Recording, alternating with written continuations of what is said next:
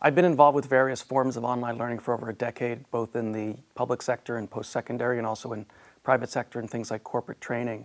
And one thing I've become acutely aware of is as the tools for developing e-learning resources have become more sophisticated and allowed a more polished end product, at the same time, they're making the materials that are developed subsequently less accessible rather than more accessible to persons with a disability. Probably the best example of this is the advent of flash-driven websites, which look beautiful and often produce rich sound and wonderful artifacts. But if someone is using a screen reader for their web browsing, they effectively don't experience any of that material except for the auditory. And similarly, along lines of persons who are deaf or hard of hearing, if there's a flash-based web resource that has music or rich audio attached to it, or an interview that isn't transcribed, all they get is a person moving their lips. They don't have any sense of actually what the content is.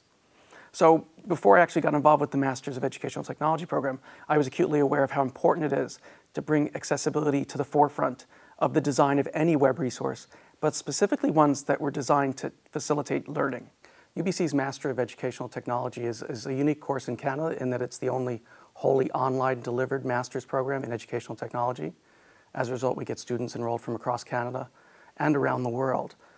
That affords all sorts of opportunities in terms of access, particularly for people that are already working in the field of education, but it also presents some challenges in terms of how you present material and the sorts of pedagogies that you can employ.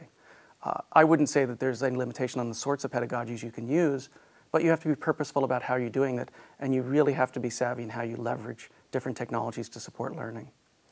As a result, the program has previously been very focused on sort of issues and theory behind educational technology. Last year, in 2009, we introduced an applications course, which is the course that I teach. Sort of, in a simplified way, it's a how-to course in developing educational technology artifacts, but it's as much a why-to as a how-to. In some respects, the activity around accessibility needs to be situated in the larger assignment that students are completing. They are, in fact, creating their own online course site for a course to be taught either wholly or partially online.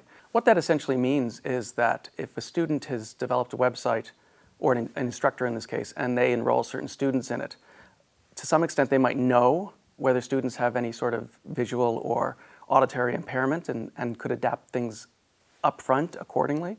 But more often, it's a self-selected audience. The audience is very limited, and therefore the likelihood of having people in that audience that would either assert that sort of feedback around accessibility or even be looking from that perspective is greatly reduced. So in some respects, the overall message for the students is, when you develop these sites in terms of accessibility, the onus is entirely on you as an instructional designer and teacher to ensure that it meets the accessibility principles of the W3 Consortium.